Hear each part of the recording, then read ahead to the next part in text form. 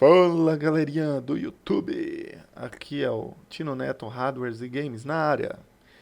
Estamos aqui de volta porque eu fiquei de mostrar para vocês um review sobre o nosso laptop Lenovo IdeaPad Game de sexta geração com Ryzen 7 5800H, um puta de um processador.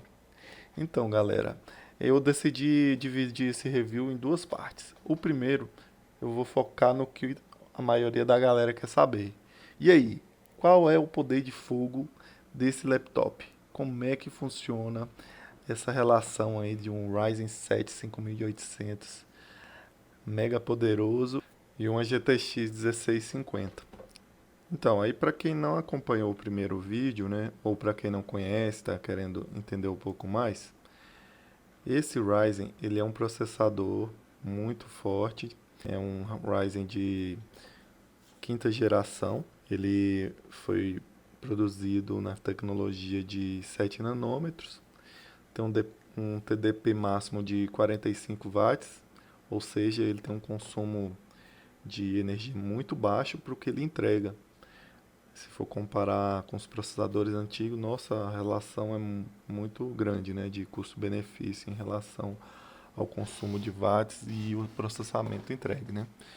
Trata-se de um processador equivalente ao Core i7, desses mais recentes, onde nós temos 8 núcleos físicos e 16 threads. Esses núcleos estão trabalhando por padrão a 3.200 MHz, sendo que eles têm aquele boost que pode chegar até 4.200 ou 4.500, se não me engano. Mas é um processador bastante poderoso.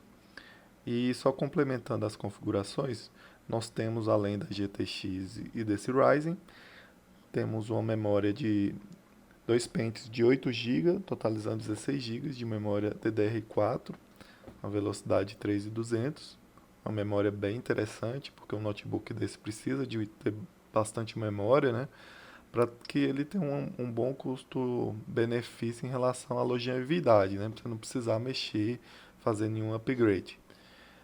E além da memória, vale destacar também o HD, trata-se de um SSD, um armazenamento, um SSD de 500 GB.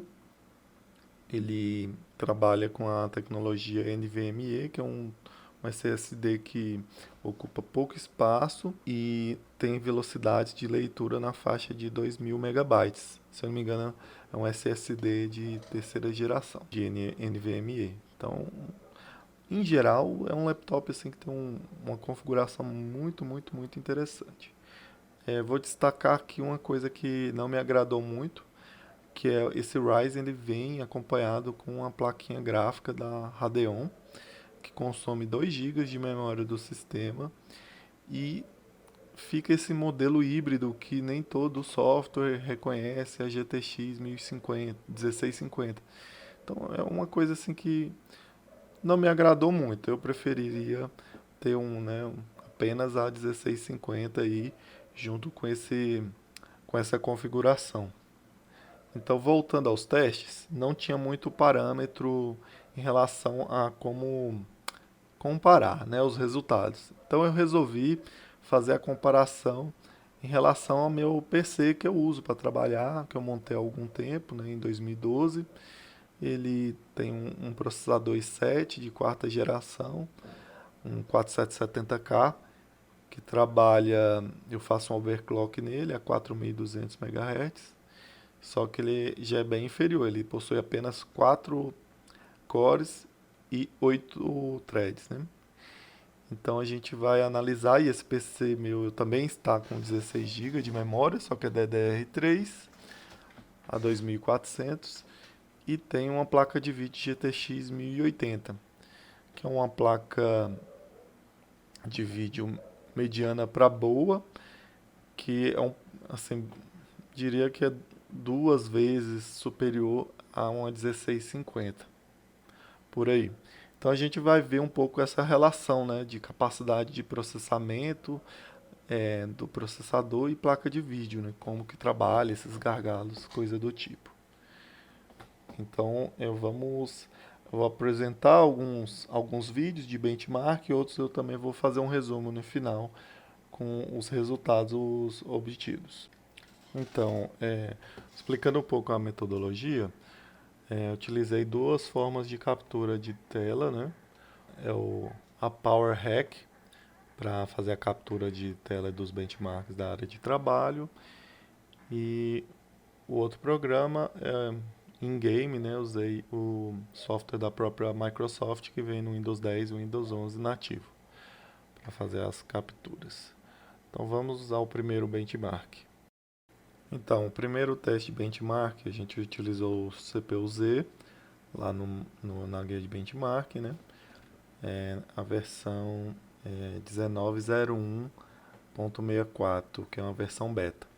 Então, ele primeiro testa os multithreads, ou seja, todos os núcleos e threads do processador. Então, nós tivemos um resultado bem impressionante, com 6.351, e depois ele testa o core único, que seria aproximadamente 677. Um resultado bastante interessante aí para esse primeiro teste. Então, o segundo teste também foi no CPU-Z na versão 17.0164, que é a versão clássica de benchmark do CPU-Z. Os resultados são um pouquinho menores, né? Mas ainda assim são bastante elevados. Acredito eu que seja a tecnologia que a versão beta deve aproveitar melhor os multicores, né? E o poder do processamento mais recente. Então aqui do lado nós temos também o HW Monitor, né, com a temperatura máxima aí do processador chegando a 79 graus. Agora eu repeti os testes no i7-4770K, versão 19 beta também, né? Aí vocês podem ver que os resultados aí multithread do i7 foram bem inferiores, né, ao Ryzen, quase que um terço, né, do resultado.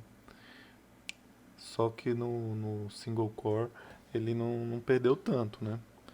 É um processador mais antigo, mas eu estou fazendo overclock onde você trabalha com a frequência de 4200. Aí seguindo a mesma lógica, repeti o teste na versão 17 e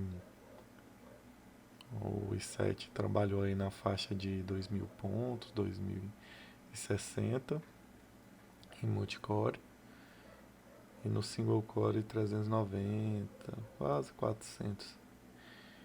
Então, tendo um resultado aí pouco próximo do Ryzen, mas inferior. Agora, o próximo teste, ele foi feito em cima do Cinebench R15. O primeiro teste que eu executei foi em cima do modo CPU. E eu havia feito uma execução anterior que mostra o resultado, né, do Cinebench sem estar com o programa de gravação ativo. Então a gente vai poder até comparar qual que é o impacto, né, da diminuição aí em relação ao benchmark com a gravação. Então pode ver aí que de 1883 pontos ele caiu para 1816. Então agora eu vou testar no Cinebench R15 o i7 4770K. E como havia mencionado, eu tenho aí um histórico, né, de alguns testes que eu tinha feito sem modo gravação, mas nota-se o quanto o i7 é inferior a esse Ryzen, né? Você vê o tanto que o Ryzen trabalhou com muito mais velocidade aí, utilizando todos os núcleos e threads para fazer a renderização dessa imagem. Então, destaque-se bastante o poder do Ryzen em relação ao i7, que é bastante elevado. Então ele está aí terminando de fazer o processamento da imagem. O i7 está batendo aí na casa de 75 graus, 76. Vale ressaltar que esse set tem uma refrigeração com water cooler da Corsair, aquele H100i, deveria trabalhar com temperaturas mais baixas. E é interessante como ele fica muito próximo da temperatura do Ryzen. Outro ponto a se destacar é a diferença do resultado da CPU, né, do i7, como ele reduz em comparação a se não tivesse fazendo a gravação do vídeo, que já chegou a bater 849, 836 pontos, e nesse teste com a gravação chegou a 688. Então você tem aí uma redução bem considerável, de 15 a 20% mesmo. E vale destacar também o quanto o Ryzen foi superior, né? Bastante superior, com 1812 pontos em comparação com o i7. Seguindo então com o benchmark do Cinebench, aí nós vamos rodar agora o OpenGL, né? Que meio que é um teste que trabalha também o poder do processamento junto com a placa de vídeo. Aí nós temos uma animação aí curtinha que vai mostrar a execução aí do benchmark. Aí a temperatura tá ali na casa dos 72, 73 graus. Então tá até razoável, né? Aí nós temos aí o resultado do teste, né? Quase terminando. Vamos ver quantos FPS ele fez. 103,08. Então foi um resultado bacana. Então dando continuidade aí aos testes, vamos executar agora o teste de OpenGL do Intel 470K. Começou a execução. Lembrando que é um teste sintético, né, que avalia aí o resultado do processador juntamente com a placa de vídeo. Aí o que eu gostaria de destacar bastante, o resultado anterior nesse teste sintético estava em torno lá na casa de 157 FPS, 140, e com a gravação do vídeo o processamento ficou um pouco prejudicado. E nós temos aí um resultado de 98 FPS. Então dá para perceber o tanto que o i7 já é hoje um processador bem mais defasado. Então os testes de benchmark com softwares para analisar processamento foram finalizados. Agora eu vou fazer aqui os testes em games. Primeiro vamos fazer alguns testes de sintéticos. Depois começar os benchmarks em games. Eu vou tentar montar uma telinha aí paralela para vocês acompanharem. Então pessoal, o primeiro teste vai ser o benchmark no Reaven 4.0 na configuração 1280 por 720, DirectX 11, qualidade médio, tesselação moderada. Aí eu vou avançar um pouquinho o vídeo, na verdade vou acelerar um pouco para dar dinâmica aí ao benchmark.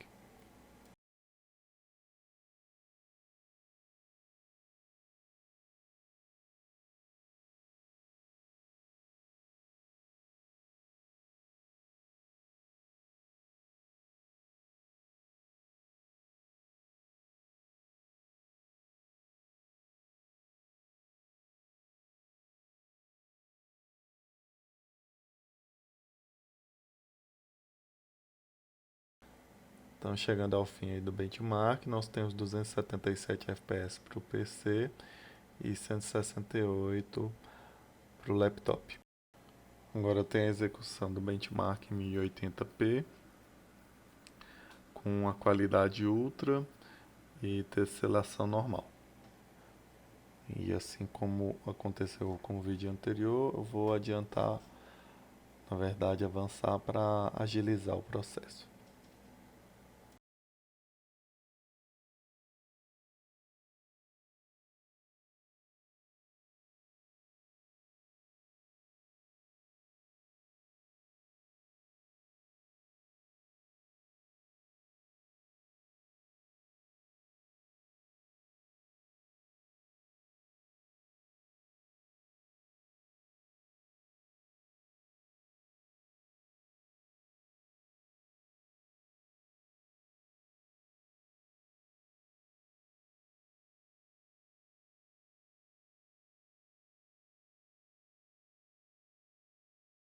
Então, finalizando aí o resultado, nós vemos aí que o PC teve mais do que o dobro, né, de pontos do Lenovo. Mas é normal por causa da placa de vídeo e com o aumento da resolução. Agora vamos fazer um benchmark rápido no 3D Mark e comparar os resultados. 3D Mark 11. Infelizmente a captura do Windows não funcionou com 3D Mark por causa das transições entre os tipos de teste que o software faz. Mas está aí os resultados. O PC teve praticamente o dobro, né, dos pontos em relação ao Lenovo. O primeiro game então para ser testado vai ser o Rise of Tomb Raider. Tem aí os presets na tela, né? Sincronia vertical desligada, FXAA, preset assim padrão alto. Então vamos iniciar aqui.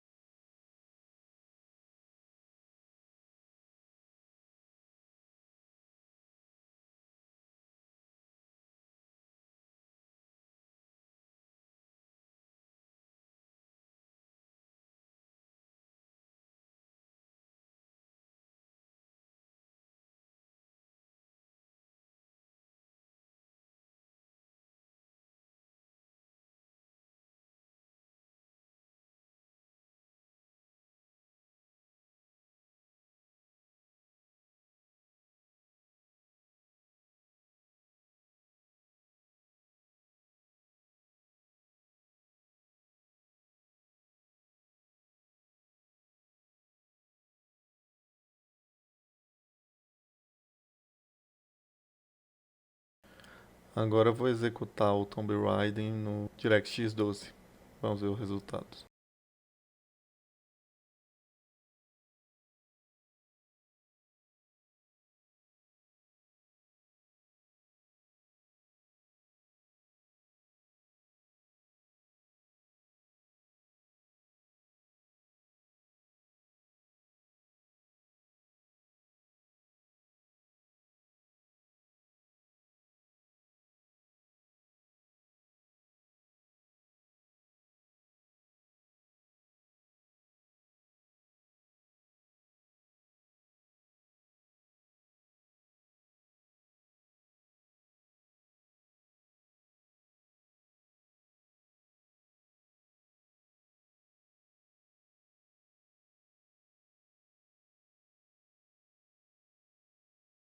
Então o teste do Lenovo terminou, né? Nós tivemos aí uma pontuação média de 68,38, enquanto que o PC 121,33. Tá aí na tela então o preset do BioShock. Vamos testar agora o BioShock Infinite.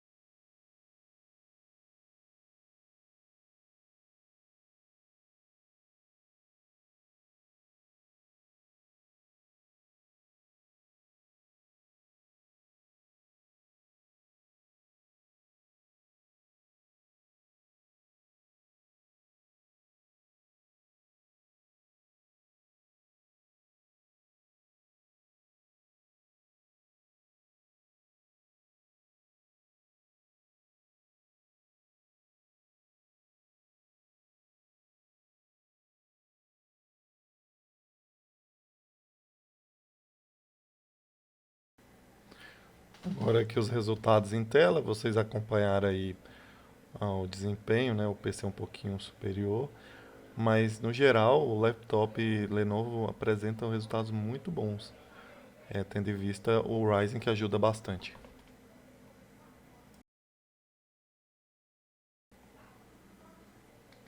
Seguindo aqui então, apresentando o preset do GTA V, É um game legal também de testar, apesar de ser também antigo, mas ele mostra assim bastante a questão de um equilíbrio entre desempenho e processamento, né? Então, tentei igualar em um preset equilibrado para testar nas duas plataformas. E eu achei bem interessante os resultados do notebook.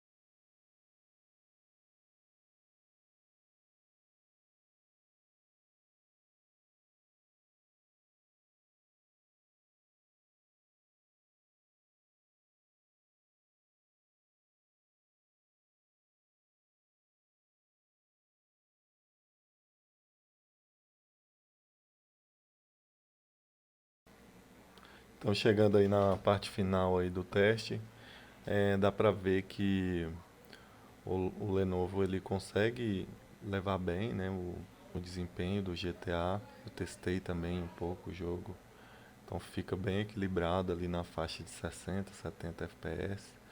O Ryzen ajuda muito, né, a questão do mundo aberto, ele consegue carregar muitos processos junto da placa de vídeo.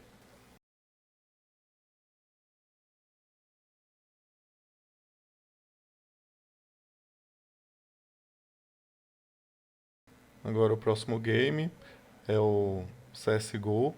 Tá aí os presets aí na tela, praticamente tudo no máximo. E assim foi um jogo que o Lenovo levou assim acima em relação ao PC, foi bem melhor, porque é um jogo que exige menos da placa de vídeo e mais do processador. Então foi um jogo bem legal aí de se testar e comparar.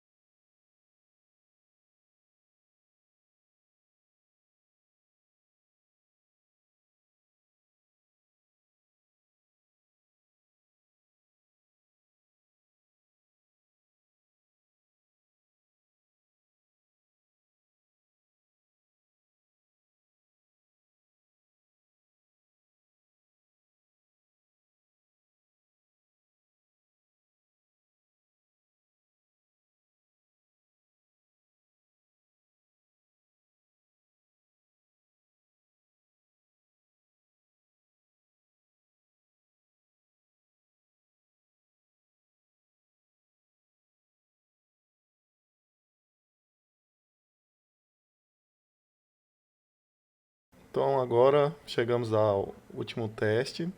Peço até desculpas pelo tamanho, né, do vídeo, mas eu quis tentar mostrar, né, várias situações de teste em game.